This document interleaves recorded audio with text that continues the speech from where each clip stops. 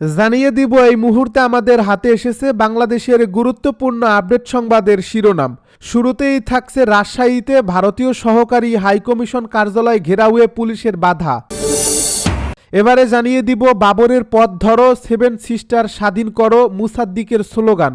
বাবরের পথ ধরো 7 সিস্টার স্বাধীন করো শীর্ষক স্লোগান দিয়েছেন ডাকসুর সাহিত্য ও সাংস্কৃতিক সম্পাদক মুসাদ্দিক আলী ইবনে মুহাম্মদ। এদিকে ইসির কাছে নিরাপত্তা চাইলেন এমপি প্রার্থী সিগমা ও ফুয়াদ। আরও জানাবো মেয়েকে নিয়ে 25 ডিসেম্বর সকালে ফিরছেন তারেক রহমান। সব শেষে জানিয়ে দিব হাজারীবাগে হোস্টেলে মিলল এনসিপি নেত্রী জান্নাত তারার মরদেহ। এতক্ষণ শুনছিলেন হাতে থাকা আপডেট সংবাদের শিরোনাম, এবারে বিস্তারিত। তবে তার আগে অনুরোধ রইল ভিডিওটিতে একটি লাইক এবং কমেন্ট করে জানিয়ে দিন ভিডিও সম্পর্কে আপনার মূল্যবান মতামত। আরও জানিয়ে দিন ভিডিওটি কোথা থেকে দেখছেন বা কোন জেলা থেকে দেখছেন। রাজশাহীতে ভারতীয় সহকারী হাইকমিশন কার্যালয় ঘেরাওয়ে পুলিশের বাধা। রাজশাহীতে ভারতীয় সহকারী হাইকমিশন কার্যালয় ঘেরাও কর্মসূচি ও লং মার্চ পুলিশের বাধায় পণ্ড হয়ে গেছে। ভারতীয় আধিপত্যবাদ বিরোধী জুলাই ৩৬ মঞ্চের আহ্বানে নগরীর ভদ্রা মোড় থেকে ভারতীয় সহকারী হাইকমিশন কার্যালয় পর্যন্ত লং মার্চ কর্মসূচির ডাক দেওয়া হয়। বৃহস্পতিবার দুপুর 12টার দিকে লং মার্চ শুরু হলে হাইকমিশন কার্যালয়ের প্রায় 100 মিটার আগে পুলিশি ব্যারিকেড মিছিলটি আটকে দেওয়া হয়। এ সময় অংশগ্রহণকারীরা শান্তিপূর্ণভাবে ব্যারিকেডের সামনে অবস্থান নেন এবং সামনে অগ্রসর হওয়ার অনুমতি চান। এর আগে সকাল থেকে ভদ্রা এলাকায় নিরাপত্তা জোরদার করা হয়। একই সঙ্গে আইনশৃঙ্খলা বাহিনীর অতিরিক্ত সদস্যদের মোতায়েন করা হয়। এছাড়াও হাইকমিশনের কার্যালয়ের অদূরে সড়ক বন্ধ করে দেয় প্রশাসন। এর ফলে বিক্ষোভকারীরা বাসভবন পর্যন্ত যেতে পারেননি। এ সময় বিক্ষোভকারীরা সড়কে অবস্থান নিয়ে বিভিন্ন স্লোগান দিতে থাকেন। ঘেরাও কর্মসূচিতেও অংশ নেওয়া কয়েকজন বলেন, আমরা ইন্ডিয়ার দালালি করতে চাই না। ইন্ডিয়াতে বসে বাংলাদেশ শাসন করবে, এটা কোনোভাবে কাম্য নয়। আমাদের ঢাকায় বসে আমাদের রাষ্ট্র পরিচালিত হবে। ইন্ডিয়ার কোনো দালালি হবে না, মোদির কোনো কথা চলবে না। আমাদের স্বাধীন রাষ্ট্র আমরা পরিচালনা করব, কোনো দালালের হাতে পরিচালিত হতে হবে না, কোনো দালালের হাতে পরিচালিত হতে দেব না। এ সময় প্রায় 15 মিনিট অপেক্ষার পরও অনুমতি না পাওয়ায় তারা জোরপূর্বক হাইকমিশনের দিকে অগ্রসর হওয়ার চেষ্টা করেন।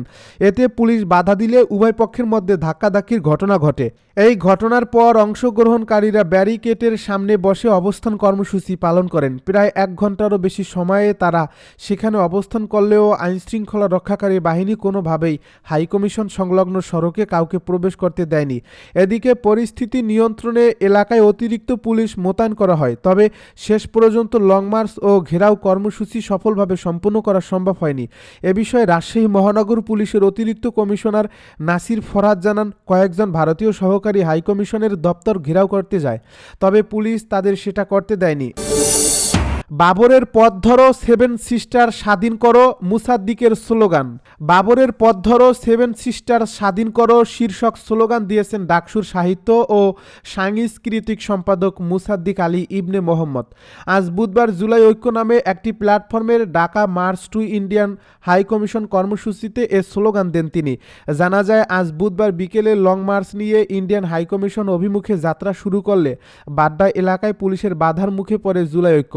এ সময় সেখানেই বক্তব্য দেন জুলাই ঐক্যের নেতারা।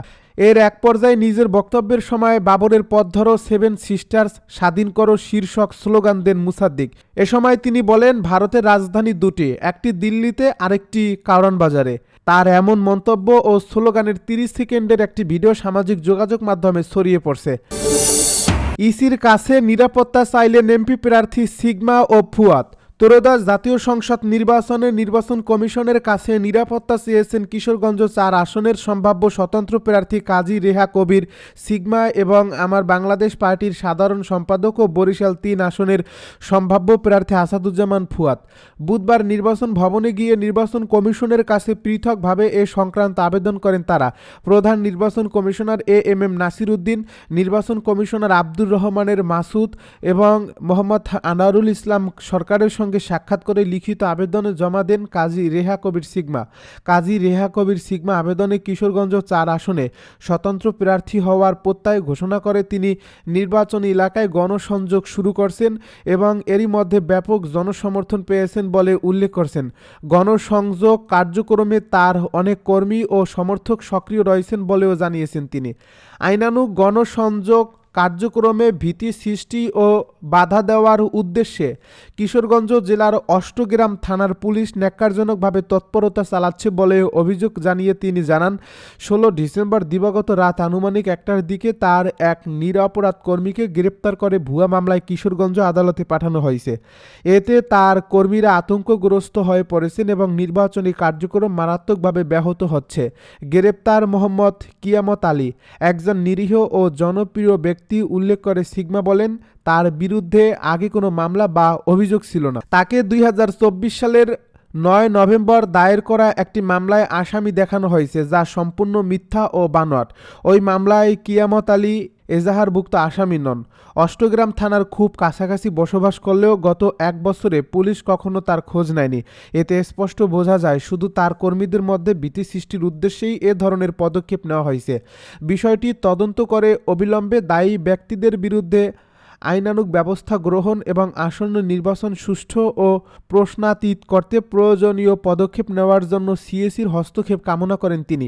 এদিকে আমার বাংলাদেশ পার্টির সাধারণ সম্পাদক আসাদুজ্জামান ফুয়াদ, নির্বাচন commissioner brigadier general Abul Fazal Mohammad Sanaullah এবং ইসির সিনিয়র সচিব আক্তার আহমেদের সঙ্গে সাক্ষাৎ করে নিরাপত্তা সংক্রান্ত বিষয়টি তুলে ধরেন।